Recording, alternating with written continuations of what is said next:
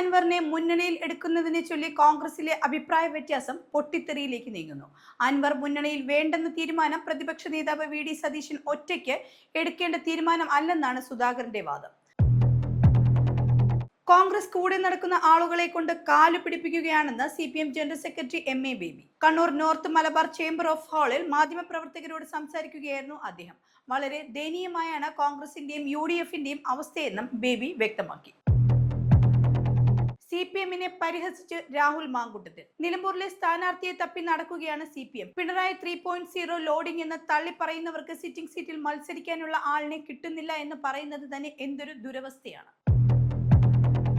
നിലമ്പൂർ ഉപതെരഞ്ഞെടുപ്പിൽ സ്ഥാനാർത്ഥിയെ തേടി BJP. നിലമ്പൂരിൽ കോൺഗ്രസ് സ്ഥാനാർത്ഥിയാകാൻ ശ്രമം നടത്തിയ DCC general secretary advocate Beena ജോസഫുമായാണ് സംസ്ഥാനത്തെ മുതിർന്ന BJP നേതാവ് MT രമേശ് കൂടിക്കാഴ്ച നടത്തിയത്. മഞ്ചേരിയിൽ എത്തിയാണ് രമേശ് ബീന ജോസഫിനെ കണ്ടത്. കേരള തീരത്ത് അപകടത്തിൽപ്പെട്ട MSC എൽസ 3 എന്ന കപ്പലിൽ നിന്ന് തീരത്തെറിഞ്ഞ പ്ലാസ്റ്റിക് തരികൾ നീക്കം ചെയ്യാൻ സന്നദ്ധ പ്രവർത്തകരെ നിയോഗിച്ചു. കപ്പലിലെ കെമിക്കലുകളുടെ കൈകാര്യം ചെയ്യൽ, പാരിസ്ഥിതിക പ്രശ്നങ്ങൾ എന്നിവയുമായി ബന്ധപ്പെട്ട് പരിഹാര മാർഗങ്ങൾ നിർദ്ദേശിക്കാൻ ചേർന്ന വിദഗ്ധരുടെ യോഗത്തിലാണ് ഈ തീരുമാനം. CMRL എക്സാലോജിക് മാസപ്പടി കേസിൽ SFIO നൽകിയ ഉറപ്പ് പാലിച്ചില്ലെന്ന് ഹൈക്കോടതി. കുറ്റപത്രം നൽകില്ലെന്ന ഉറപ്പ് എന്തുകൊണ്ട് പാലിച്ചില്ലെന്ന് കേന്ദ്ര സർക്കാരിനോട് ഹൈക്കോടതി ചോദിച്ചു.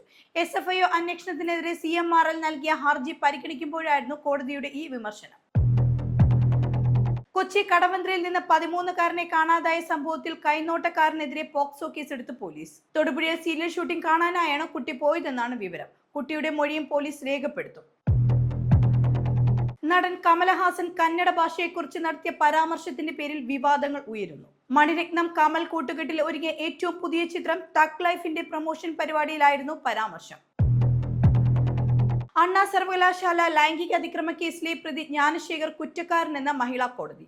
പ്രോസിക്യൂഷൻ സംശയാതീതമായി കേസ് തെളിയിച്ചെന്ന് കോടതി വ്യക്തമാക്കി. ജൂൺ 2 മഹിളാ കോടതി ജഡ്ജി കേസിൽ വിധി പറയും. പ്രതിക്ക് പരമാവധി ശിക്ഷ നൽകണമെന്നാണ് പ്രോസിക്യൂഷൻ കോടതിയിൽ വാദിച്ചത്. പടിഞ്ഞാറൻ കാറ്റിന്റെയും ബംഗാൾ ഉൾക്കടലിന് മുകളിൽ സ്ഥിതി ചെയ്യുന്ന ന്യൂനമർദ്ദത്തിന്റെ സ്വാധീന ഫലമായി സംസ്ഥാനത്ത് വെള്ളിയാഴ്ച വരെ അതിതീവ്ര മഴ തുടരുമെന്നാണ് കാലാവസ്ഥാ വകുപ്പിന്റെ പ്രവചനം.